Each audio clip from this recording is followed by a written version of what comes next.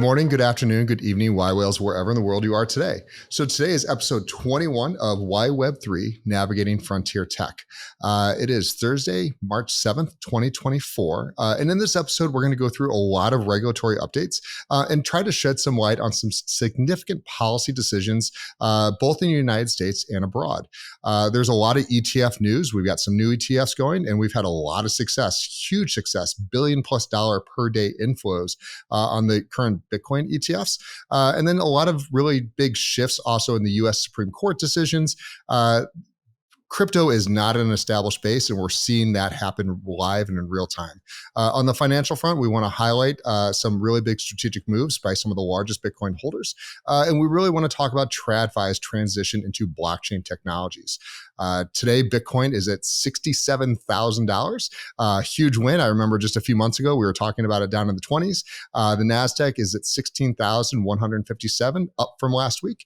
And I've got a couple really amazing guests with me today. So I really want to go ahead and kick it right off because you guys are new.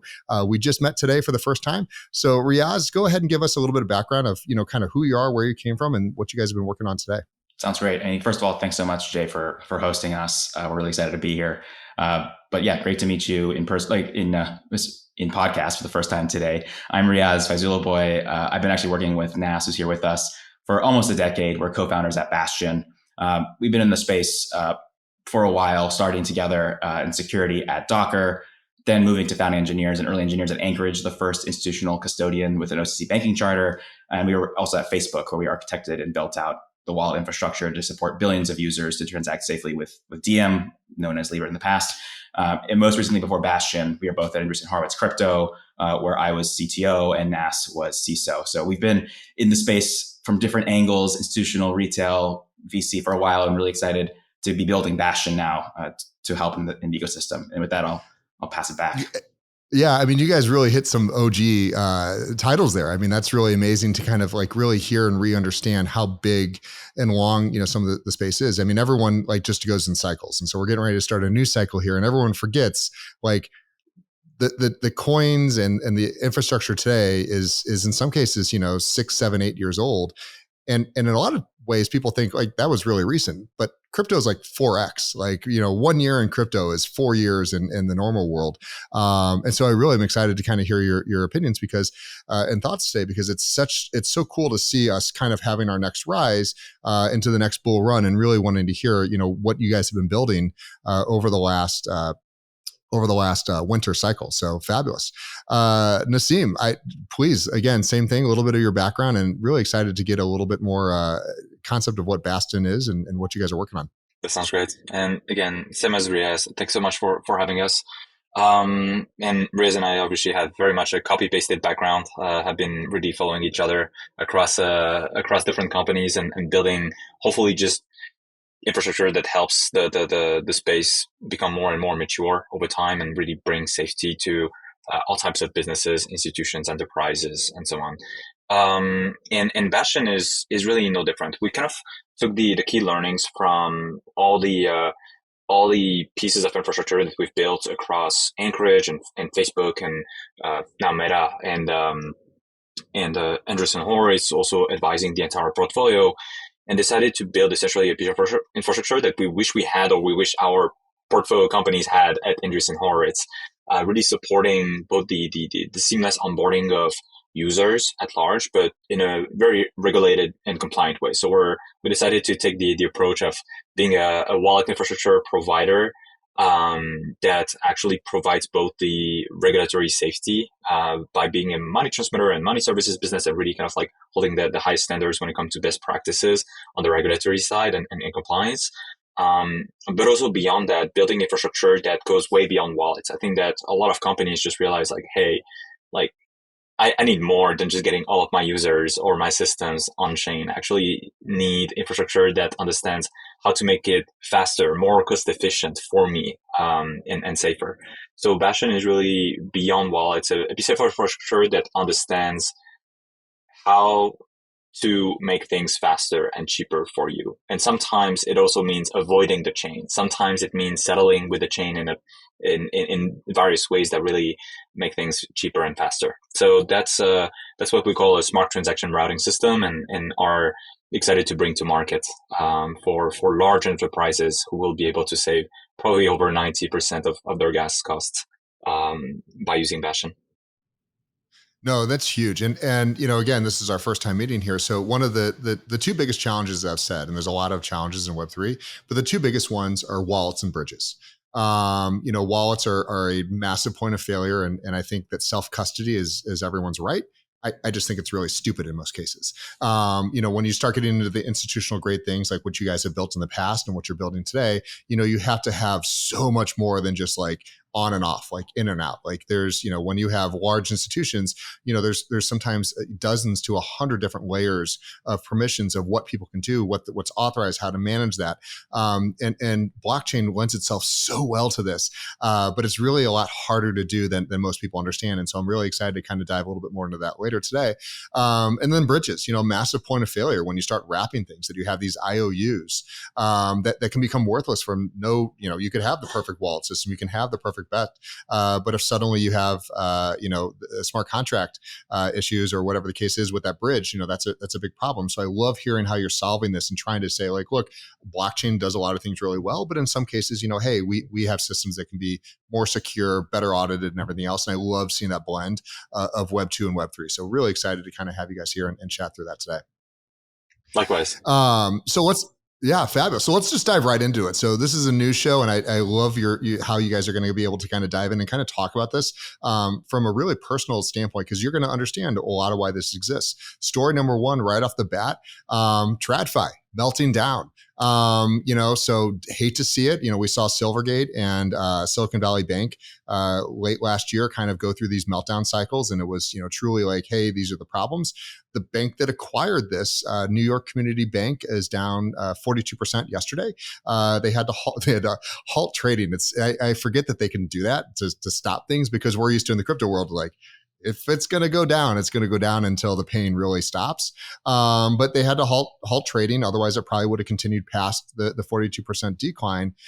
And this is really what the infrastructure you guys are building is to replace, is that the old banking system of not understanding what has been going on behind the scenes can be mitigated because everyone sees every step that's going along the way of how these institutions are being managed.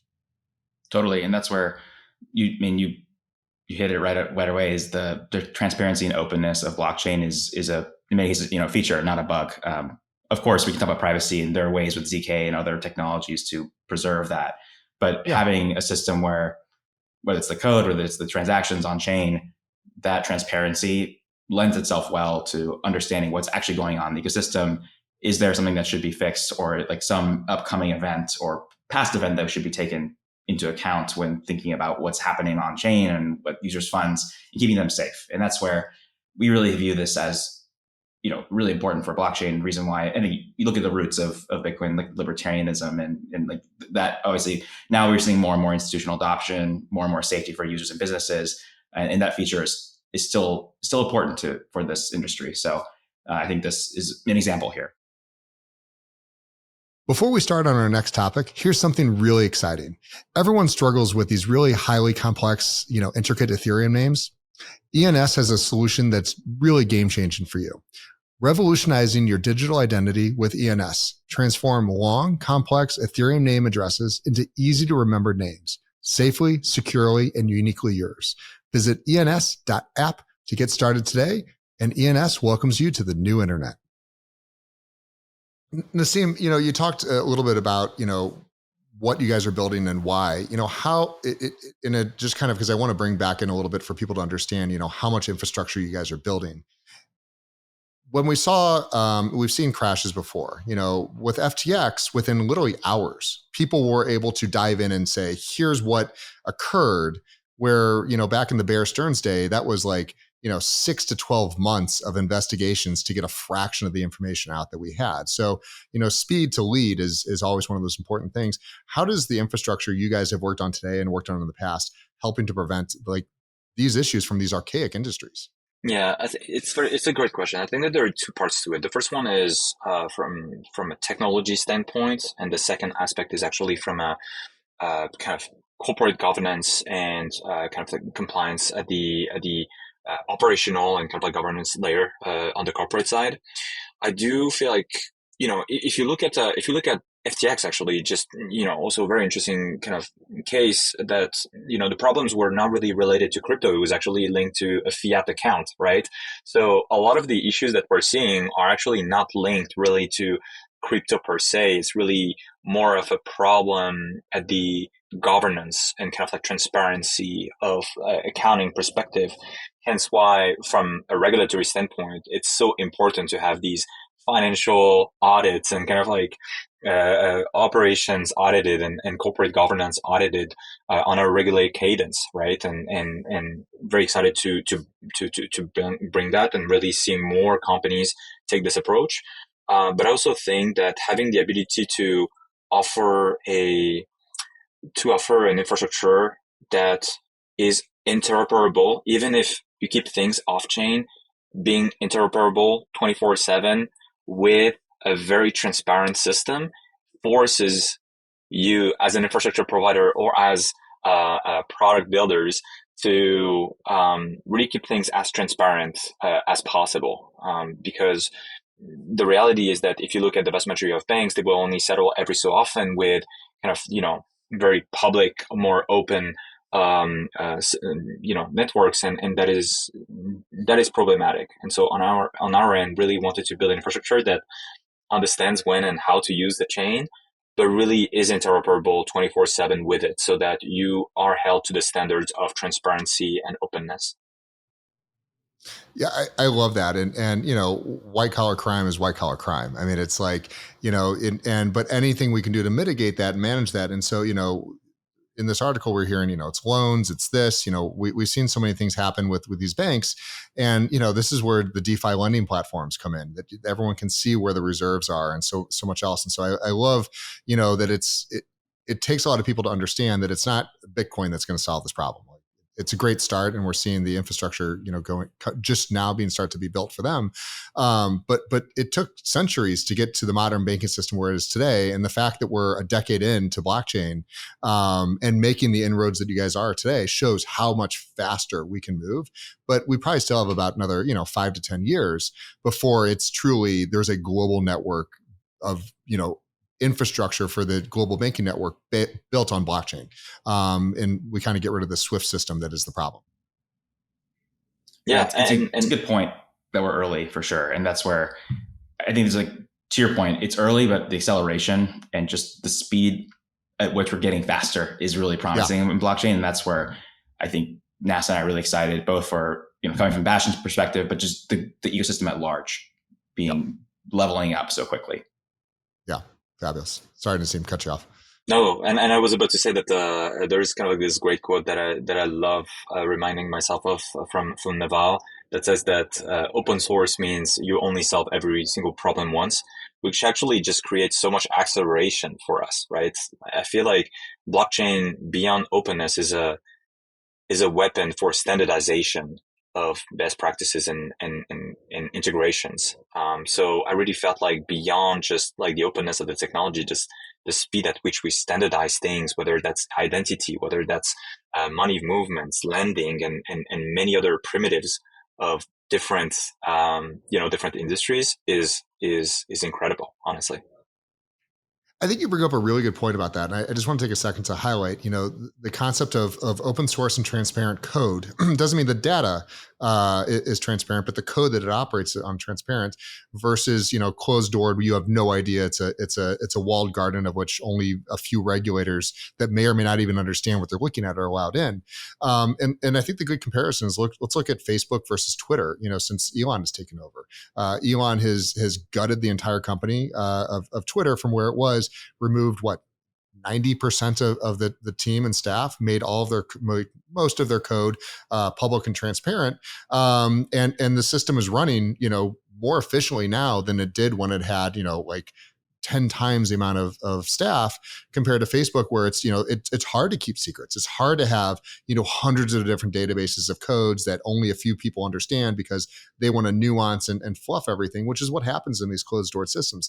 So I think that the concept that you hit on, which is really huge, is open source is not properly understood by most people. but it really is the future to be able to say, like, is it even processing these transactions in a clear, compliant manner? Yes or no? And that's where levels of trust should be moving towards. Agreed. And that's where I like your example of the Facebook and Twitter. And I think with blockchain open source even goes a step further of, if you want to build on top of a chain, building applications or infrastructure around a chain, it becomes to what Nass was talking about, the interoperability and extensibility is a superpower that can enable more applications, more real world use cases, and really up level the financial system and experiences with whether it's tokens, whether it's real world assets that are tokenized, NFTs, whatever it may be, products that people want to actually use. That's fabulous.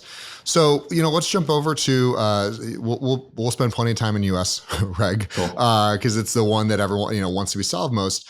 We generally see a majority of the world adopting blockchain at a much faster pace. Europe has been really leading the way in my perspective with a number of things. I think my car is a fabulous point of regulation coming out in June of this year, of which we're taking advantage with FinRamp to launch our real world asset tokenization platform there. But Africa, I spent some time in South Africa and other points, was a really, like, they're desperate for to get the regulation out of the government's hands because there's so much corruption. So we just saw Binance, and Binance is, they've got a perfume out, so they're working on some of their core issues and problems, very clearly. But they're kind of getting pushed out of Nigeria in a variety of ways, and one of those is they don't want the Nigerian currency to be traded in any way, shape, or form because crypto traders are just so much more advanced than TradFi traders in some capacities. And so they're actually not, so basically to have a government say, we don't want our currency in any way, shape, or form or a derivative of it to be traded, and had to get converted everyone down to Tether, I think is really telling of how scared some governments are of even, everyone's looking at CDBCs, but how terrified governments really need to be, because now all of a sudden there's transparency, and fiat does not work in a transparent manner in most countries. Riyaz, you want to, what's your thoughts on this? It's interesting. I mean, totally agree on the transparency piece. I think too, back to our earlier conversation, there's still the infrastructure pieces are coming into place where we can, in the acceleration of getting all the tooling in place to replace currencies wholeheartedly. I think we're still a ways out. And the way Nass and I view it is like crypto is another rail, and there are some rails where it's super efficient and it makes total sense. There are other rails, parts of the interactions where it doesn't make sense. And this is a tricky one, right? Given just the stability of a country and like of a society, right? So I think it's interesting. I don't have anything like any hot take beyond that. I think we're going to see where things go. I think like we need to have infrastructure as well, like get to the like parity essentially. But yeah, I don't know if you have thoughts there.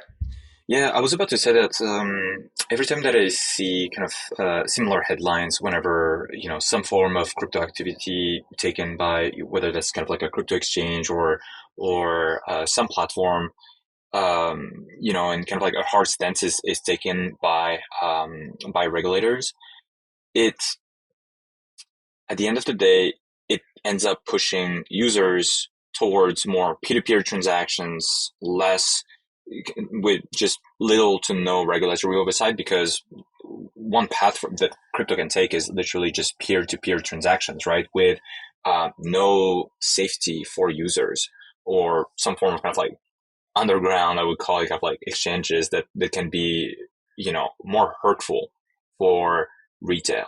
And so one thing that I'm very excited to see, not just in Nigeria, but just all over the world, is whenever regulators actually, go hand in hand with these institutions, there might be gaps, right? But at the end of the day, the goal is for regulators to make things work with the players who are excited to bring the technology to the population. And we kind of ran into that at Meta when, regulators definitely did take a very hard stance on Libra and on the wallet that we were building. But ultimately, we were trying to do everything right? And so I'm very excited about seeing more regulators, especially kind of like in the UK and many other jurisdictions that are just working hard with product builders, infrastructure builders, central exchanges, and various financial institutions who want to bring the technology in a way that is safe and compliant with existing laws. So I'm very excited for it. Yeah, I think the other point to bring up is this is not a currency only problem. I mean, we think of issues like with even Netflix. Netflix has to deal with hundreds and hundreds of jurisdictions around the world of what can be shown, what can't be shown. What movie has this right. So we still have never solved this global economy, and crypto is global. I can go travel anywhere in the world, and Bitcoin is a household name of which they may not understand, but they know. They do understand that blockchain, the basic of blockchain, even if they don't use it. And so it doesn't lend itself. It can if you want to focus it down, but blockchain is a global, is what will open up a global economy. And so, regulators are going to fall in line, and it's going to take a new generation to get into office to kind of usher these things in. And it's just really amazing to kind of see and hear from your guys' experience. When you were back with Meta, it was like you guys were so ahead of the game that when you announced this, nobody even knew, what the possibilities of a wallet attached to your Facebook account would be. And now we see Elon doing it with Twitter, and I'm sure that it's still somewhere on the roadmap for Facebook. Yeah, for sure. And I think that's where. Oh, go ahead, Nassim. Well, I was about to say that really, pioneering Facebook, Meta was actually pioneering, travel rule applied to crypto payments and a lot of things that really went very far when it came to kind of regulatory compliance with existing, banking laws, essentially. So, and also, as you mentioned, I think that the fragmentation of the laws and regulations is problematic for most innovators. And so I'm also personally very excited about, MiCA, for example, in Europe, trying to defragment essentially the kind of like per jurisdiction laws and kind of decisions that have been made over the last 10 years. Yeah, that's where I was going to add, I think, to Nassim's point with travel rule, there, just because into your point, Jay, about, other forms of not just tokens, but content, data. With crypto, it's still possible to work with regulators and work hand in hand and collaborate and, screen for illicit activity, whatever it may be. And it's a matter of just working hand in hand, getting the clarity, and then for the right players to work on it, which they are. So I'm excited and optimistic. I entirely agree. I think that MiCA, and we've spent a lot of time over in Europe with this, it is going to be such a worldwide game changer that most people have no idea what's coming. Because now there's that regulatory clarification. And let's bring that back to what I think we've all seen in the past, what happened. So the Bitcoin ETFs are less than 60 days old at this point. To me, it's, the Bitcoin ETFs were the IPO of Bitcoin. It was basically it's like, here's the public announcement of this, but it's a very strange way to look at it because you're taking a native cryptocurrency and now you're giving it access to traditional markets in a legal compliant manner. Listen, the first 30 days, anyone who was in the space kind of said like, look, just give it some time. It's going to take a minute to layer out. And there was a lot of FTX liquidations. There was a lot of, grayscale liquidations that kind of like needed to get out for the first time they could legally exit into TradFi and, pay your taxes and all the things that you wanted to do. So people were stuck there. But now we're seeing, for a week plus straight, $1 billion+ inflow. We're seeing, hundreds of thousands. I think I saw the note that the ETFs now have acquired over 300,000 Bitcoin, just in the first 60 days, which is massive. It's still, Grayscale is still larger, but Grayscale also started this when Bitcoin was like a couple $100. So, very different cycles of now, going back to an all-time high before it halving. And the point I want to make is now we have a legal wrapper on a single cryptocurrency. And we're seeing, and I just want to take a second and talk about like what that was like for you guys to watch over the last, kind of 30, 60 days of the lead up to it, what's your thoughts of it for it. And then we're kind of seeing really the game is just now getting ramped up of what people are making some moves on now that this pipeline is open. Riyaz, you want to start? Let's do it. Yeah. I mean, definitely really exciting to watch. I think a lot of what Nassim and I have done in the past of getting crypto tokens, whatever it may be, in a safe way into the hands of people, this embodies all of that. And I think, for the two of us and for Bastion and just for the space at large, we're really excited about bringing these experiences, like whether it be financial or like for other use cases, into people's hands in a way that minimizes risk for them, the end consumer, for the business, is understandable of what's actually happening. It's a known framework for people to conceptualize, and they're not having to dig deep into what is a smart contract, what is gas, what is all this stuff that I need to learn, because there's separately an education piece, and everyone is spinning the education into a way that works for them, or making it's still overly complicated for most people. So making this accessible and safe, I think for us is just like it's a great moment for crypto, and across all the cycles and all the other headlines that fly by, but excited to see this and momentum of where it goes going ahead into other instruments, other real world usable use cases for people. Nassim, I want to highlight a point that you brought up a couple of times already. And I think that there's what I learned from the Bitcoin ETFs and from talking to a lot of people that are TradFi, that are excited about this. I believed it was the legal wrapper. What a lot of people were excited about was the fact that they don't have to think about custody, that they don't understand it. They don't get it. It's scary. They've tried it. They've failed. How does that lend to you guys is like the opportunities of what you're building today? The fact that they can buy it from the same markets that it's being bought at with the ETFs, but there's clearly like a fear of custody of these things.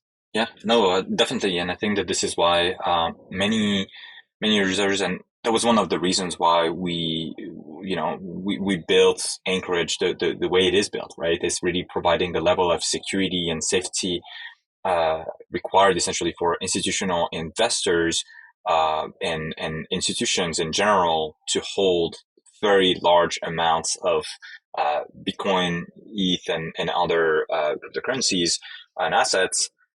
But ultimately, there needs to be more than that. There needs to be something that is in the hand of companies and users, where things can move, things can be used, right? It's not just about, hey, I'm going to invest in this and kind of like buy it and forget it for the next 40 years. People want to be able to leverage those things for, whether that's for loans, whether that's for, payments and other aspects, right? So I think that the investment piece, is very interesting. And, the fact that prices are going up, it kind of like thinking of what Chris Dixon always refers to as kind of like the price innovation cycle, where prices go up, general interest go up. There are like new ideas from people who want to build products and then end up just, kickstarting startups and new projects. And, the machine goes on and on, right, across different cycles. So hopefully we see more of that. Hopefully this interest just kicks off more ideas on how to leverage the technology, how to leverage the assets in a way that can really benefit everyone on the internet, retail and businesses. Yeah, no, I love that. So one of the stories we have in front of us is our favorite Bitcoiner, Sailor. MicroStrategy's wanted to do a convertible debt offering. They said they wanted to raise $600 million, and this just shows you that crypto winter is over and we're now back in the bull cycle. So they said, hey, I want to raise $600 million for my public company to buy more Bitcoin. It has nothing to do with the business model of which we are supposed to be operating in, but we're going to act as this Bitcoin kind of custody service that has access. I don't even know what to call MicroStrategy anymore. They've got 193,000 Bitcoin that they've are now up on. So they've done very, very well. And he's raised not $600 million within 48 hours. He raised $700 million within 48 hours. And his interest rate is 0.62%. People are throwing money at him right now to get into the space and get this experience. I would just love to hear what you guys even think about this, because I saw this story come through and I go, I don't get it. I just don't. And I love Sailor, but I wish I could understand some of the things that he says and does, but sometimes he looks terrible and other times he's a winner, man. Yeah. I mean, my initial take is that it actually fits really nicely into that price innovation cycle paradigm that Nash just explained from Chris at Andreessen Horowitz, where prices are going up, there's interest, and it manifests itself in different ways, right? Whether it's MicroStrategy and Sailor doing this, or if it's new projects being built. For us, we're excited that there's just more activity happening beyond this person getting hacked or Bitcoin is bad, right? These like FUD articles against crypto.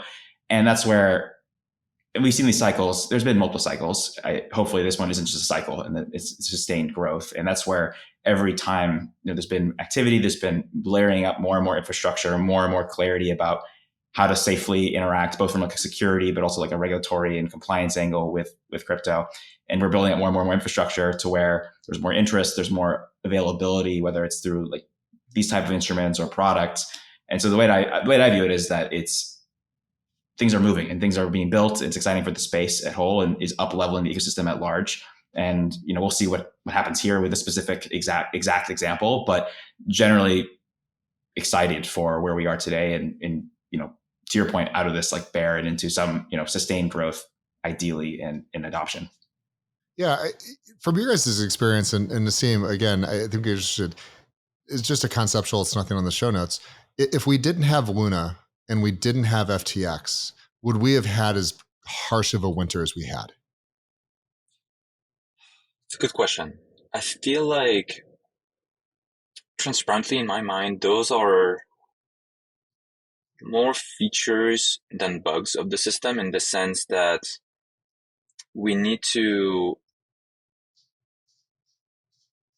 I feel like it's important for us to constantly, cycle after cycle, kind of like weed out the thing that we know are bad for us as an industry.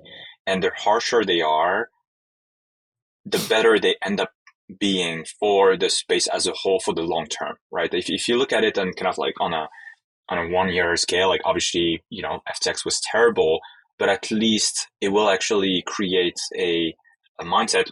And the part that was interesting is that honestly, at the last bear market, not this one, the one before, everyone was thinking that crypto was going to die, but it was not the case this time, right?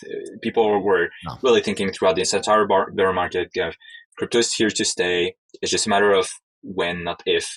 And so it is really, in my opinion, seeing those bad things happen, fraud cases and so on being tackled, will actually both kind of like accelerate giving us the regulatory clarity that we need to operate safely in the space, and also just build awareness for anyone building in the system that bad things are uncovered and they're going to go wrong. If things are meant to go wrong, they're going to go wrong. So it doesn't prevent from seeing, as you can see here, kind of like companies, sovereign funds, and so on, adding Bitcoin and soon more assets to their balance sheets, right? And what that means is that there will be companies built around kind of like RegTech, around custody, around different parts of the infrastructure around those investments, around those products that will actually foster innovation in the long term. So overall, just very bullish on our resiliency, honestly, as an industry. We're just much more resilient than any industry before us. I have one more thing. Go ahead. Oh no, I was going to say, I was jumping back to something you said earlier, which is how early we on, and I think early we are right now, because we're seeing this little splintering of in my kind of view is Web3. There's the degen side, and the degens are going to do what the degens are going to do, and they're great. But suddenly TradFi, the institutions, and everyone's paying quite a bit more attention. And so I kind of look as there was a couple of court cases that were highlighted here recently. One was Sam was sent to prison, just like the book thrown at him. This is fraud. Doesn't matter what you used, you committed fraud. Do Kwon was indicted, and CZ was forced to step down. And so these are three large things. And then it seemed like in conjunction with themselves, suddenly it became like institutions were like, okay, it wasn't a problem with the blockchain. It wasn't a problem with the cryptocurrencies. It was not a technical issue. It was a pure fraud. And we can point at these people and say, look, we're going to do our fiduciary duties now. We've done our research. Now we're going to go ahead and pump money into these ETFs and back into the VC space, which is where you guys live today. Exactly. And I was going to say that like the corporate governance and fraud piece, that's still important for crypto and blockchain regardless. Yeah. And we're looking where we are right now, right? Our price is up, interest is up. It's really like the time to innovate and the time to really think about what's next, and learning like the lessons learned from past cycles or incidents obviously, I think, unfortunate, like what it meant for other projects and ecosystem at the time. But looking forward, and the silver lining is that for companies and projects building today, taking the lessons learned and being able to ask these questions with providers they work with or to themselves, even of like, how are we thinking about this? Learning from the past, how do we work with the best in class institutes, like infrastructure providers, chains, whatever it may be, thinking about from the corporate governance beyond just the technical piece as well, taking all those lessons learned and be able to go move faster and safer going ahead. I think we're in a good position. Yeah, the technology is unbelievable, but it requires governance to actually get off the ground if we want the big institutions here. So, and I think to highlight something you said, which is like, it's now a very serious play. So BRICS, which is to me, like I've been saying for a long time, that this is anyone that's not paying attention to BRICS, Brazil, Russia, India, China, South Africa, and there's, I think about 10 other nations that have signed up here recently, is they are now stating that they are going to build a blockchain-based payment system that they're going to integrate with. So they've, Russia and a variety of others, China have been kind of removed from the SWIFT system. The United States quite simply weaponized SWIFT in a variety of ways, which in the recent Putin interview, he said was a massive mistake to do because now it's caused them to force to look for other solutions. And blockchain is without a doubt the best solution out there if you're going to start from scratch. As people that work in the space, have lived in the space, and are probably will tie into this, what's your thoughts on, kind of large nations? They're not talking about CDBCs. They're literally talking about an entire payment system with blockchain.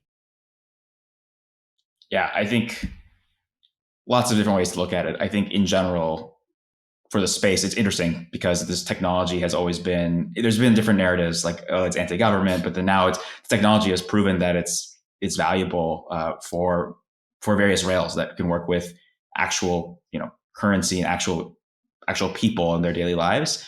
I think there's something to be said too about our earlier conversation about crypto and blockchain, a lot of it being open source, being interoperable, and open to see, like, we'll have to wait and see of how, and there's a range there, how open you can be with blockchain. You can have a more private blockchain, all these different levers you can pull. And I think that we'll see where things go.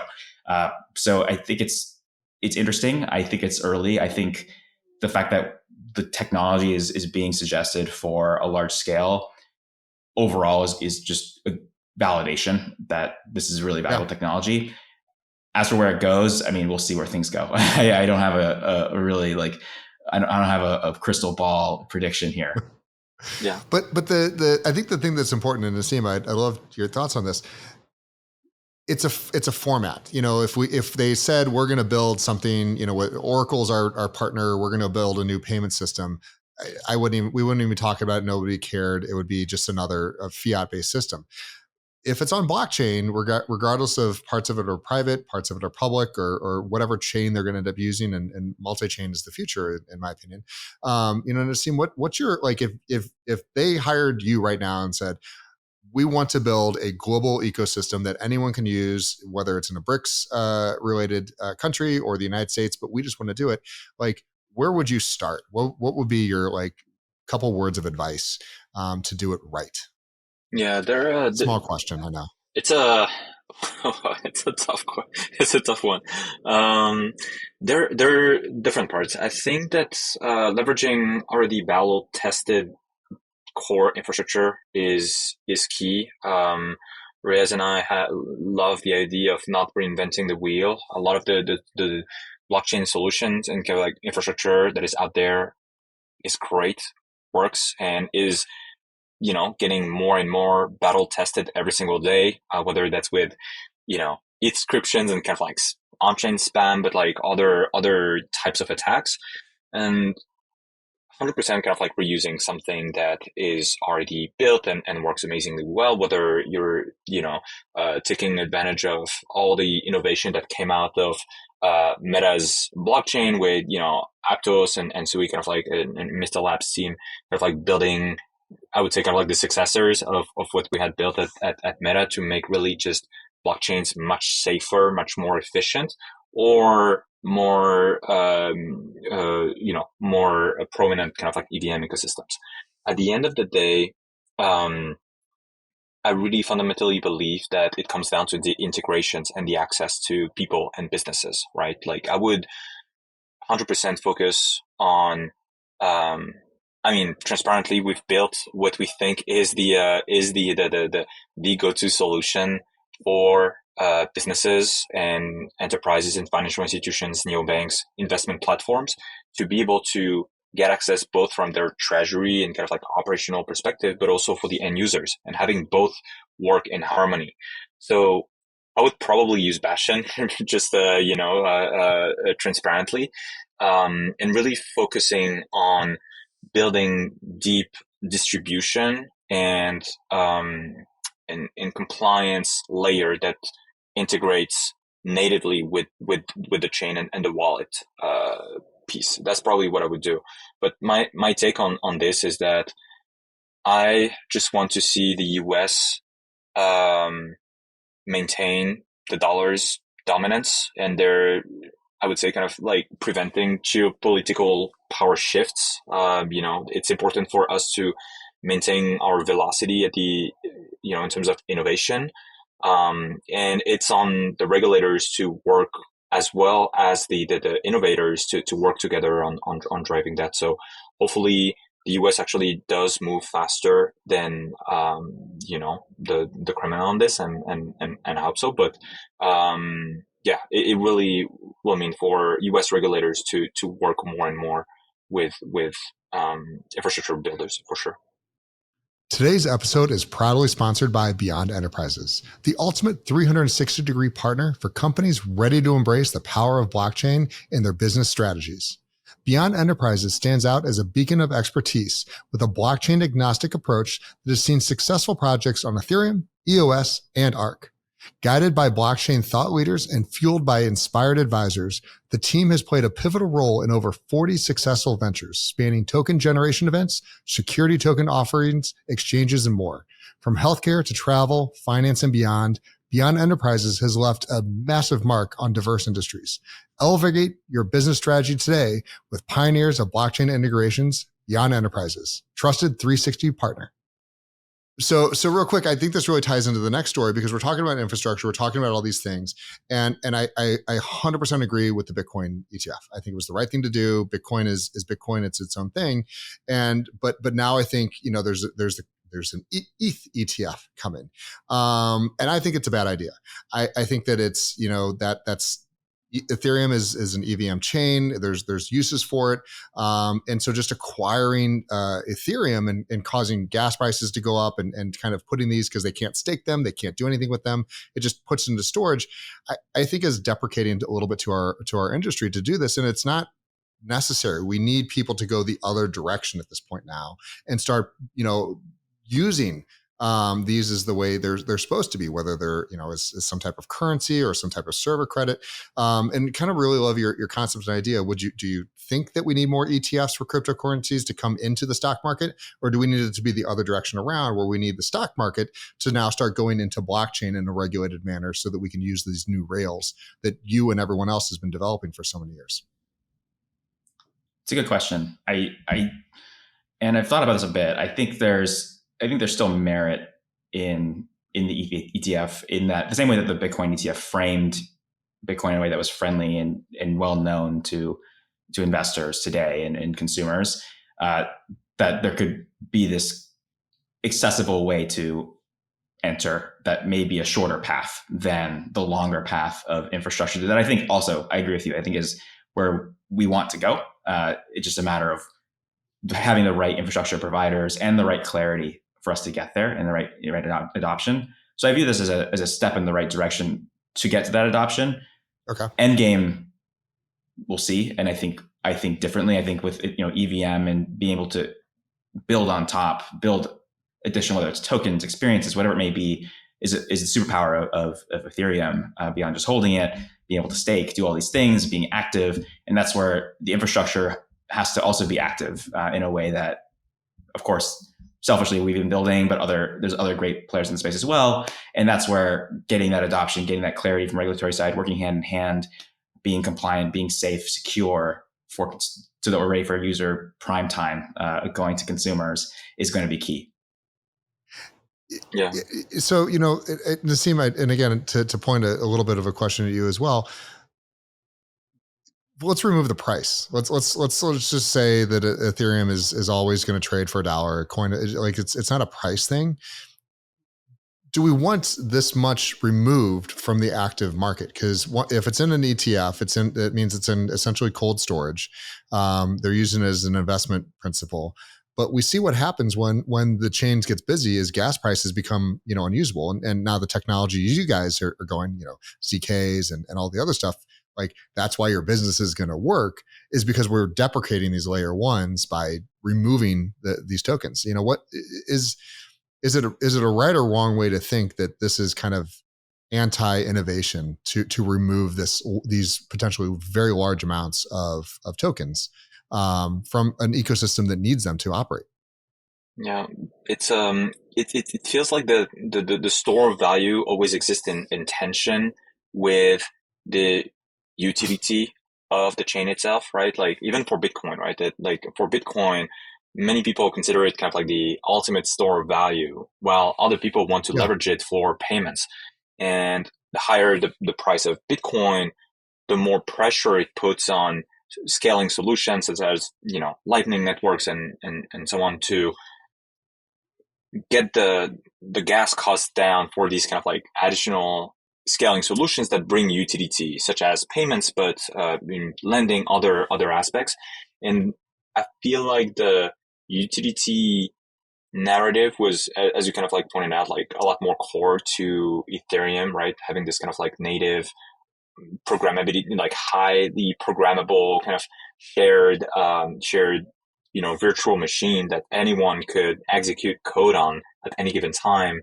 I definitely agree that it may sound counterintuitive, but in a sense, it almost acts as a forcing function for innovators to build more highly scalable solutions on top of L1s. Because ultimately, even if you are to kind of like somehow maintain the prices down, you're not going to be able to get billions of people and dozens or hundreds of actions from people on a layer one, whatever the price is, right? The infrastructure is not built for it.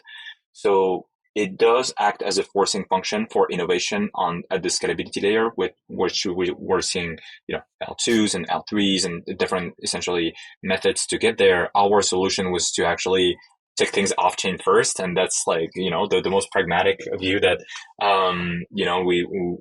we think we had, and that is just a way essentially to decongest essentially the L1, because they're not made for this global adoption anyway. So we may as well build scaling solutions that get accelerated by the fact that prices are going up essentially. It's a really good point. And, we're still learning, and just to remember back in the day when new technologies come along, nobody knows how to price them. The first cell phone I had, they charged me by the minute. Now they can't give away, minutes to talk, for me to talk. I don't even talk on the phone anymore. I just use data, and now data is, unlimited. So, and we saw the same thing the first dial-up modems. It was like, how many minutes were you going to be online for? Yeah. And now it's gotten to the point where it's just like, stream it from space. If you got Starlink with Elon, it's like, yeah, go ahead, have all you can eat. There's only so much you can do with it. So I feel like we're going to get there, and we're seeing some iterations. Ethereum's been around since 2014, 2015. So it's kind of a little bit older technology, but there's been such a massive ecosystem built on top of it. But we're now seeing new chains like Solana and other ones where like the price of the token almost becomes irrelevant because gas is just a fractional, it's like, okay, instead of 1 penny, it's 1.3 pennies, even though the price is 4x in a few days. So I really feel like you guys are right that it's these ecosystems that need to evolve. And it's the same way that Web1 is. Nobody cares what website we're using. Is it Amazon S3 or is it Azure? Does it work? Is it compliant? Is it secure? And I think that's what you're essentially saying is that like, it's going to take a lot of tools to make it usable, because in the raw form, it's chaos. Yeah, it's definitely, there's that. I mean, even like Solana and other chains aside, within Ethereum, right, we have the L2s, like rollups being built on top to both from like gas fee perspective, but even like just a latency, like the transaction time, right? Like users are not used to waiting seconds, minutes, web pages loaded in milliseconds. And that's where we, again, going back to like our early conversation about blockchain being a rail, especially for more active user focused interactions or like even business centric interactions that need to be instant, we see the future as a hybrid of both on-chain and off-chain, where certain interactions may happen off-chain first and then move on-chain in a similar way to where rollups eventually, become consistent with L1. But to get to that millisecond, super low fee, and the best minds in the ecosystems are working on this and L2s and other improvements to L1. Our view is that it's going to take even more than that. And there are going to be layers of how close to the chain you want to be, how, for lack of a better term, we talked about earlier, degen you want to be and close to the metal. But for businesses that don't want to know that there's crypto behind the scenes, they want it to feel like Web 2, we see the future as a hybrid of on-chain and off-chain. As a question for you guys, do we need that much more speed? When I say that, meaning that like what we're going from is, an ACH, Swift world, which is days for settlement, hours at best. The reason why it shuts down every day is because they need the time to go reconcile and say, here's what's did. Everyone moves some stuff around, a bunch of IOUs. So like we're instead of going from hours and days, do we need microseconds? Does it need to be that fast? Because that's where, you get into these, points where it's like something happens that's bad and it's over. Like before you even realize you clicked the wrong thing or anything else, like, do we need to start building in some reasonable buffers to allow for human error or, bots as they start becoming more in AI because it becomes more prevalent in blockchain, do we need it to be like instantaneous settlement, or do we need to be able to find and say like an hour is totally fine? Like I want to get a notification and have an hour to confirm that this is happening or not. Yeah, it's interesting because ultimately you can always artificially kind of like enforce let's call it kind of time locks, time buffers, essentially for different purposes. The way we conceptualized it is that it is very kind of category and industry dependent. So, for example, some of the companies that we work with and leverage Bastion are very geared towards gaming and social networks, where no one waits 4 seconds for the next kind of like piece of content or kind of like interaction to happen. So this is why part of it is on the payment side. We come from just very far, and so this is definitely the improvement that you would get over time by kind of like the different iterations is definitely kind of like diminishing return in some cases, but in others it is a requirement to have those things happen in real time, and not just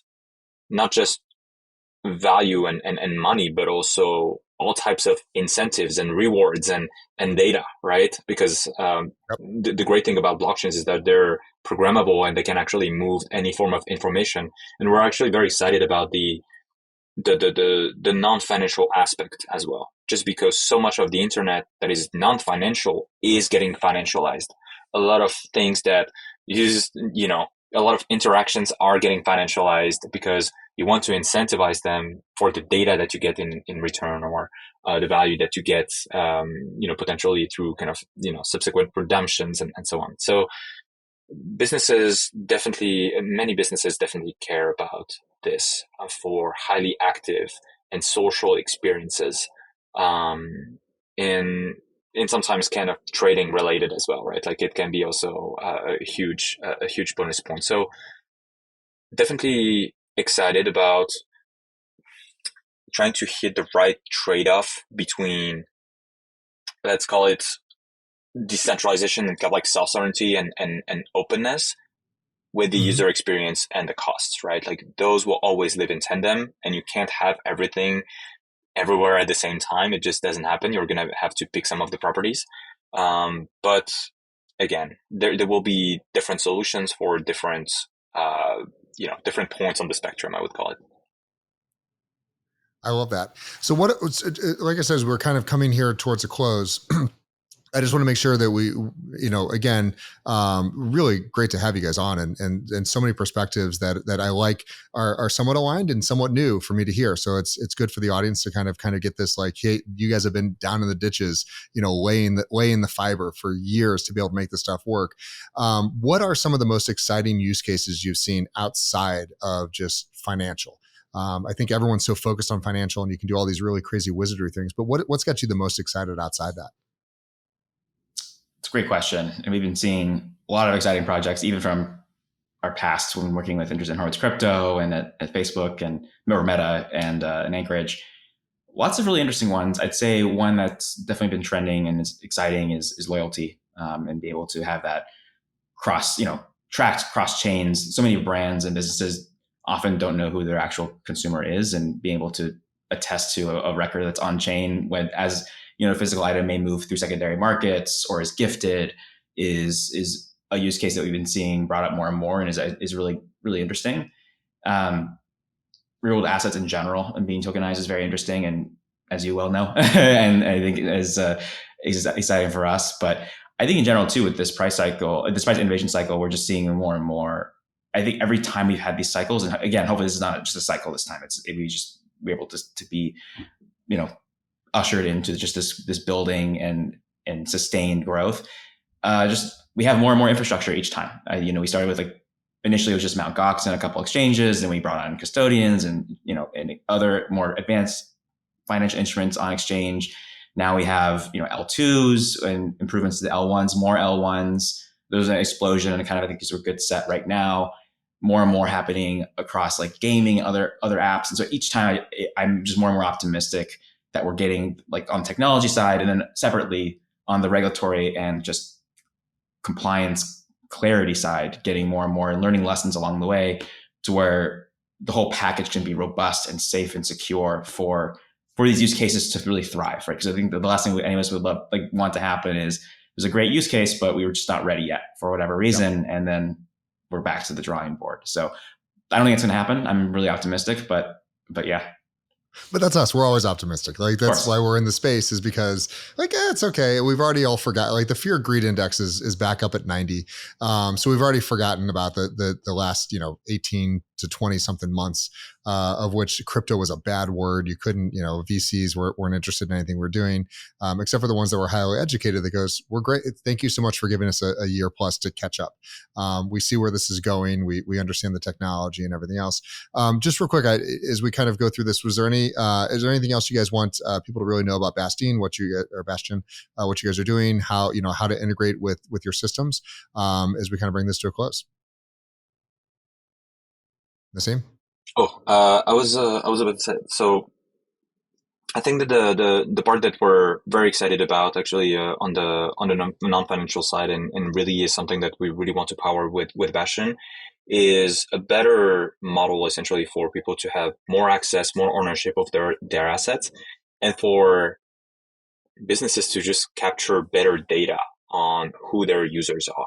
And part of Bastion is really building the best analytics and Kafka source of data from businesses on their users off platform, which is not something that was possible before blockchains and Web3, essentially.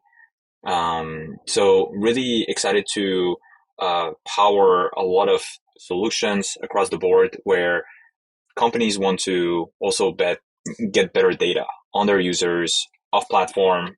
Who is Jay once he leaves Nike.com? Who is Jay when he leaves, NBA.com? Those are things that businesses are very excited about. And I do believe that wallets are essentially going to be the replacement for cookies. Cookies are getting, cut off essentially from the vast majority of platforms. That is probably a good thing. And now wallets are going to become the better incentivized cookies, where users are going to have actually the right incentive structure to keep including businesses and companies across their journey on the internet and digital, physical, and for businesses to learn from that. And so Bastion is also here not just to onboard users and make things faster, but also provide businesses with the tools that they need to grow to understand better their users and build better experiences. Love it. Love it. Really, like I said, really thankful for you guys to come on here and spend the time today. We know how busy you are. And over the last 20 months, like we all had some time. We were working very hard, but now it's like the pedals to the metal. Everyone wants everything done, 6 months ago, even though no one was willing to invest in us during that time. So congratulations to you guys for your continued success in the space, continued innovation, because this is the type of infrastructure we need. And hopefully everyone watching here takes the time to go really check out Riyaz and Nassim's projects, what they're working on. And these are alive today. You can start using everything, and you guys are able to onboard immediately, correct? Yes, right. Thanks so much. Again, thanks for having us, and thanks for the shout out. Everything is live. Would love to give demos to builders out there who are interested, and would love to build in the space with Bastion. We're bringing security compliance to help you build. But yeah, again, Jay, like really excited and thankful for you having us on today. Yeah, love experienced entrepreneurs like you. Nassim, bring us home. Yeah, excited to see all the builders who want to just get a free demo, essentially, of Bastion at bastion.com. You can learn more about our onboarding in a regulated way, the smart routing that we've been talking about, and really bringing just your cost and efficiency to the paroxysm, and then data. We're very excited to jump on a call with every innovator that we can meet in this space. Love it, guys. yWhales, this is another episode of yWeb3 in the books. Excited to see you guys next week. Have a good one. Talk soon.